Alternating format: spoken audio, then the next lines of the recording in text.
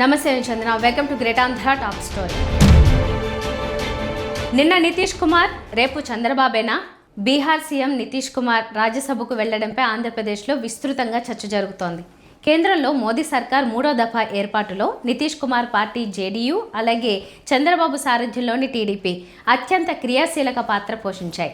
ఈ రెండు పార్టీల మద్దతు లేకపోతే మోదీ నేతృత్వంలో ఎన్డీఏ ఏర్పాటును ఊహించలేమని రాజకీయ వర్గాలు అంటున్నాయి.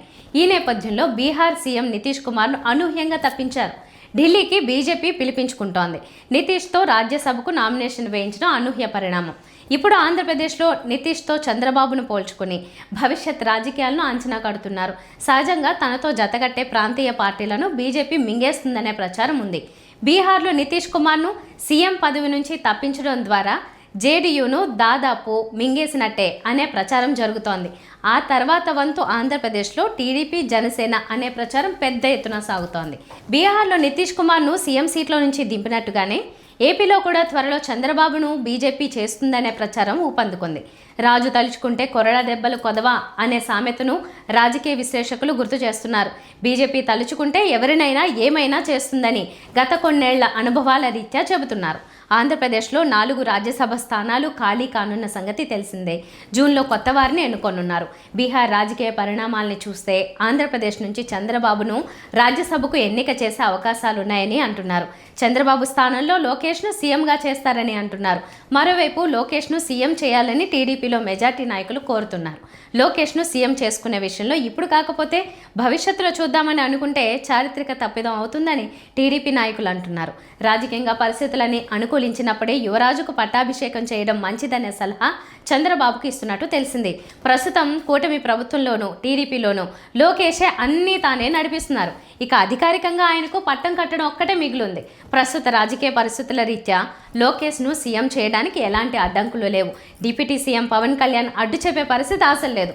తాను సీఎం కానప్పుడు ఎవరైతేనేం అనే ఆలోచనలో పవన్ ఉన్నట్టు తెలుస్తోంది.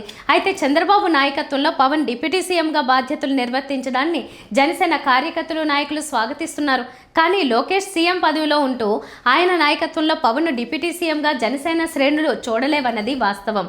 అయితే కార్యకర్తలు, నాయకుల మనోభావాన్ని పవన్ కళ్యాణ్ పరిగణలోకి తీసుకునే సీన్ లేదు. తన ఆలోచనలు నచ్చని వారు ఉంటే పార్టీ నుంచి వెళ్ళిపోవచ్చని పవన్ కళ్యాణ్ ఏనాడో తేల్చి చెప్పారు. కావున పవన్కు సీఎంగా చంద్రబాబు లేదా లోకేష్లలో ఎవరైనా ఒకటే. ఈ నేపథ్యంలో చంద్రబాబుతో రాజీనామా చేయించి కేంద్రానికి బీజేపీ తీసుకెళ్తుందనే ప్రచారం ఊపందుకుంది. ఈ ప్రచారాన్ని టీడీపీ ఖండించకపోవడంతో మరింత బలం చేకూరుతోంది. ఇప్పటికిప్పుడు చంద్రబాబుకు కేంద్ర మంత్రి పదవి మాత్రమే ఇచ్చే అవకాశాలు ఎక్కువ. ఉప ప్రధాని, ఉపరాష్ట్రపతి పదవుల్లో ఏదో ఒకటి చంద్రబాబుకి ఇచ్చేంత సీన్ లేదని ఢిల్లీ వర్గాలు చెబుతున్నాయి. కొంతకాలం క్రితం తమిళనాడుకు చెందిన సిపి రాధాకృష్ణన్ను ఎన్నుకున్న సంగతి తెలిసిందే. అందుకే ఆ పదవి విషయంలో ప్రచారం ఆచరణకు నోచుకోదు. ఇక ఉప ప్రధాని పదవి, వాజ్పేయి పాలనలో ఎల్కే అద్వానీ ఆ హోదాలో ఉన్నారు. బీజేపీ అధికారంలోకి రావడానికి వాజ్పేయి చరిష్మాతో పాటు అద్వానీ పాత్ర తక్కువేం కాదు. అందరిలోనూ ఇద్దరి మధ్య మంచి స్నేహ సంబంధాలు ఉండేవి. దీంతో అద్వానీకి ఉప ప్రధాని పదవి ఇవ్వడానికి వాజ్పేయి ఏమాత్రం సంకోచించలేదు. కానీ చంద్రబాబు తీరు అలా ఉండదు. కాస్త చోటిస్తే చాలు మొత్తం ఆక్రమిస్తారనే భయం బీజేపీది. చంద్రబాబుకు ఉప ప్రధాని పదవి ఇవ్వడం అంటే తన నెత్తిన తానే చేయి పెట్టుకున్నట్టుగా బీజేపీ భావిస్తుంది. చంద్రబాబుతో సీఎం పదవికి రాజీనామా చేయించడం అంటూ జరిగితే టీడీపీకి రాజకీయంగా కౌంట్ డౌన్ మొదలైనట్టే. ఆంధ్రప్రదేశ్లో టీడీపీ స్థానాన్ని కబళించడానికి బీజేపీ కాచు కూర్చుందని రాజకీయ విశ్లేషకులు అభిప్రాయపడుతున్నారు. ప్రస్తుతం లోకేష్ను సీఎం చేయడం ద్వారా వైసీపీకి అధికార మార్గం సుగమం చేయొచ్చనేది బీజేపీ వ్యూహం. 2029లో వైసీపీ అధికారంలోకి వస్తే ఆ తర్వాత టీడీపీ తీవ్రంగా బలహీనపడుతుందని బీజేపీ అంచనా వేస్తుంది. వైఎస్ జగన్ను రాజకీయంగా లోకేష్ ఎదుర్కొనే సీన్ లేదని బీజేపీ బలంగా నమ్ముతోంది. వైసీపీ అధికారంలోకి వస్తే ఆ ప్రభుత్వ వేధింపులకు టీడీపీ, జనసేన కకావికలం అవుతాయని బీజేపీ ముందస్తు అంచనా వేస్తోంది. అందుకే లోకేష్ను సీఎం చేయాలనే పట్టుదల టీడీపీ కంటే బీజేపీలోనే ఎక్కువగా కనిపిస్తోంది. చంద్రబాబు విషయంలో బీజేపీ ఒక్కసారి నిర్ణయం తీసుకుంటే అమలు చేయడమే తరువాయి. లోకేష్ను సీఎం చేస్తామంటే చంద్రబాబు కాదనే పరిస్థితి ఉండదు. మరోవైపు యూపీఏ 2 దఫాలు అధికారంలోకి వచ్చినా రాహుల్ గాంధీని పీఎంగా చేసుకోకుండా కోలుకోలేని తప్పిదాలను చేసింది. అలాగే పొరుగు రాష్ట్రమైన తెలంగాణలో కేటీఆర్ను సీఎంగా చేసుకోకుండా కేసీఆర్ తప్పు చేశారన్న భావన ఉంది.